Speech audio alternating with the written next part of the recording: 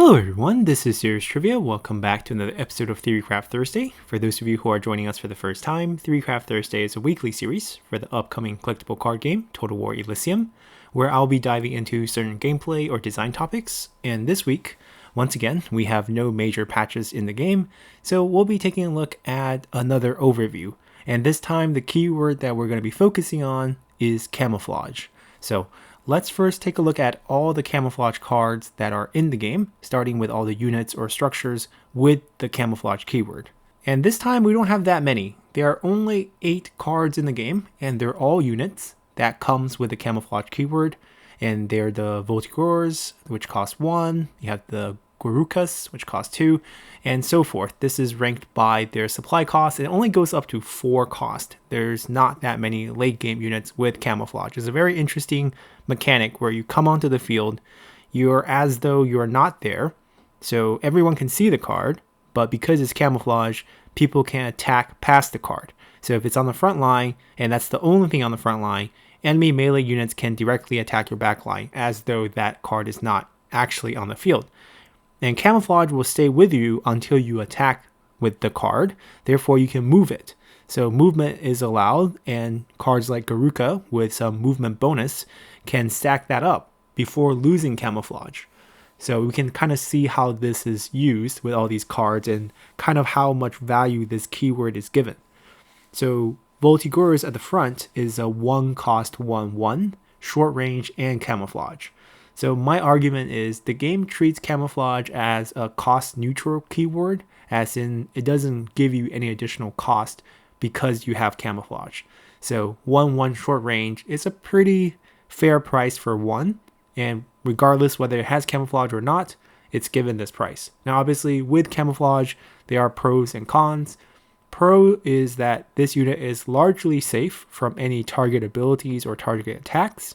The con is you cannot use the body as a defensive unit, because once they're camouflaged, as we mentioned, the enemy do not see it. Therefore they can't attack it, therefore you can't block with it. And then for Garukas, which cost 2, is a 0/3. Now this is an interesting card where you can't really look at the stat, because the key part of this card is the movement effect, where this card will gain 2 attack every time you move this card. And this card is actually going to be the core strategy behind this week's deck showcase on Sunday, so keep your eye out for that. And I won't be talking too much about this card right now. The Bedouin Rifles, 2/2 short range camouflage for 3.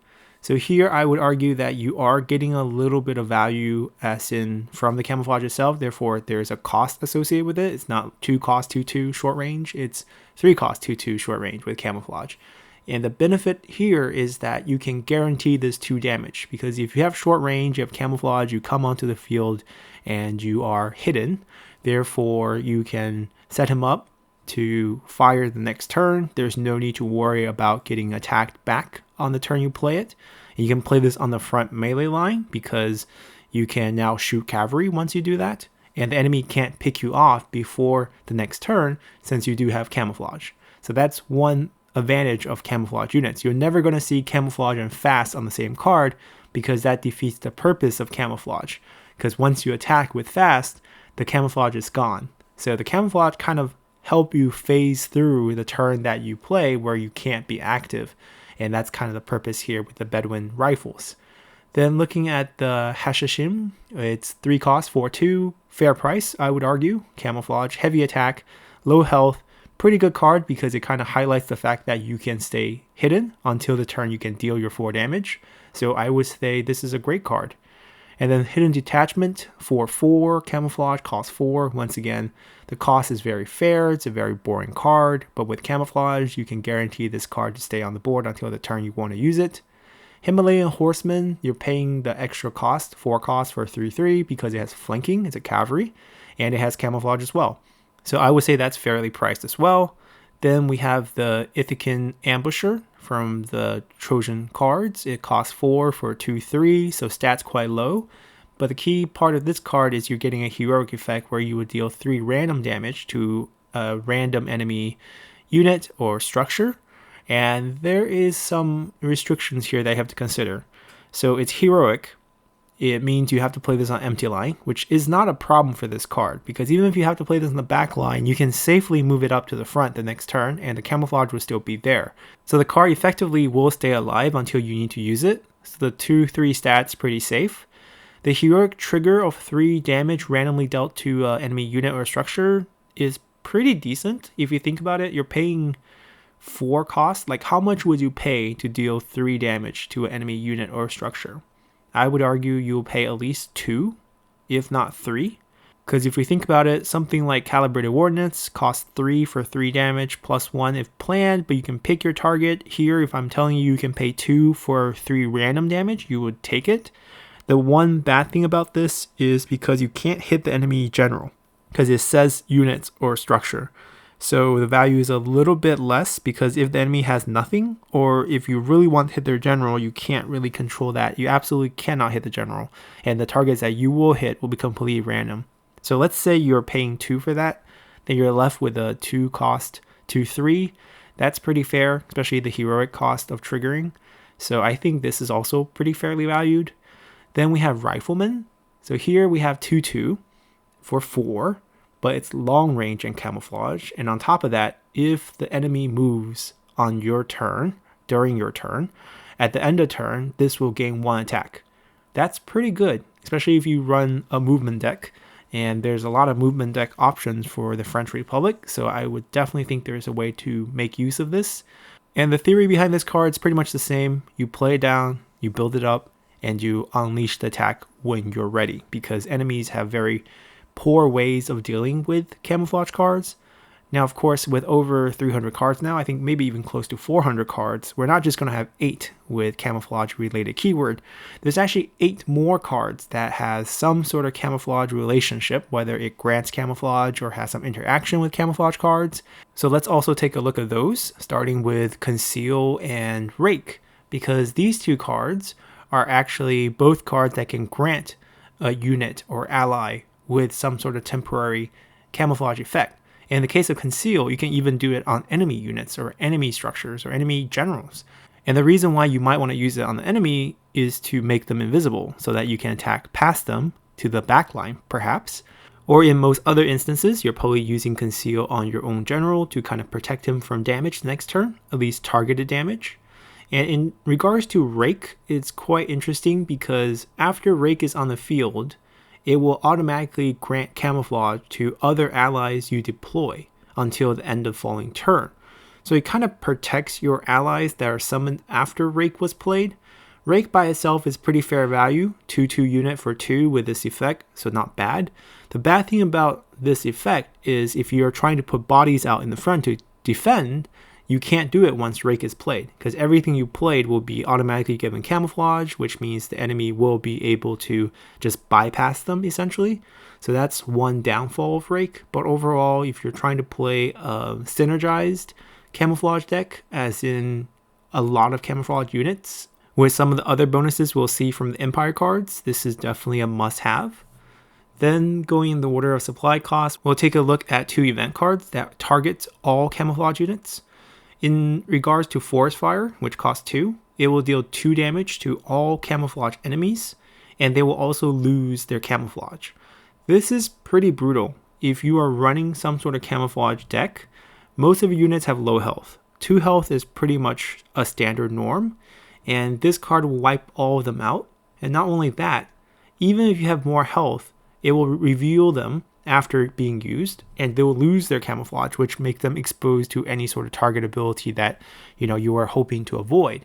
So Forest Fire is pretty strong for countering camouflage, but since camouflage is not a very popular keyword given the lack of cards, it's not seen very often, although it would be a super direct counter if you do run into it. On the other hand, Guerrilla Warfare is a must-have if you're playing an Empire deck that features a lot of camouflage units, as you can grant all of those units with +2/+2. So you can either use the Rake combo to give a lot of non-camouflage units camouflage on that turn, and then use Guerrilla Warfare to boost it. Now this will obviously be a pretty expensive combo, given that you need to play multiple cards to make it work, or have it develop over multiple turns, but it is still pretty powerful. And while we're on the topic of Empire cards or Empire decks with Camouflage, let's look at some of the other cards available. And these two are for French Republic, which belongs to the Empire. You have the Chasseur à Cheval, which gets flanking, but does not have Camouflage on it, which has flanking and fast as default keywords, but then also a Daybreak effect that will help it gain Camouflage. So this is quite interesting, as though you have this unit on the field, you used it, and then during Daybreak, it will gain the Camouflage afterward. So it doesn't have it by default, but you can gain it while it's on the field. Versus the Young Guards, which has a planned effect that will give them Camouflage, and then a separate Daybreak effect. So this is the opposite of Chasseur à Cheval, because basically you can plan this card when it's in your hand, and then it will have Camouflage when you play it, versus the other option where you play it first and then you'll gain Camouflage afterward. But regardless, both of these are quite interesting. In regard to Chasseur à Cheval, what you do with it is you come play it at 3, which is the turn right before Daybreak. You use it to trade into something like Enemy General, or perhaps enemy range units, which you can hit for free, and then you become invisible the very next turn, and you can plan out your strike right after. In regards to the Young Guards, the whole idea is to have this plan already, play it, let it stay on the field for a multiple Daybreak to gain multiple actions, and then have this burst down your enemy because it has quite a bit of health, so you can actually tank a few hits when you use multiple actions. Then finally, we have 2 more cards, and starting with the Frazier, we have a card that costs 5 for 4/4, but similar to raid effects, it will reduce its cost based on the number of Camouflage allies. So what you can do with this card is combo it with the Brave, which can summon 3 or 4 18th de Liga, which is a 2/2 Camouflage infantry unit that has a Daybreak effect of gaining +1 attack. So you can summon maybe 3 or 4 of these, and then for Seers will be essentially 1 cost or 2 cost. And if you have Rake in play, you can probably trigger Frazier with 0 cost and play a bunch of Fraziers that you saved up over the days. But these are all essentially pretty late game French Republic tactics you have to use, probably with Devol, maybe Napoleon, but once again, the weakness of Camouflage is really them being non-existent on defense, because you can just bypass right through them. And the other weakness is late game non-target ability events, something like Pyrrhic Victory, which just clean the whole board out, or No Quarters from Ancient, Sudden Barrage from Empire, stuff like Strike Back from Medieval, or Shameful Display, or the one that does 3 damage to everything except for the card you pull back, also Medieval. So anything that's not a direct target ability will be very effective against Camouflage cards. And because Camouflage cards are expected to pull off their damage, they're often designed with low health, so they're very vulnerable to those.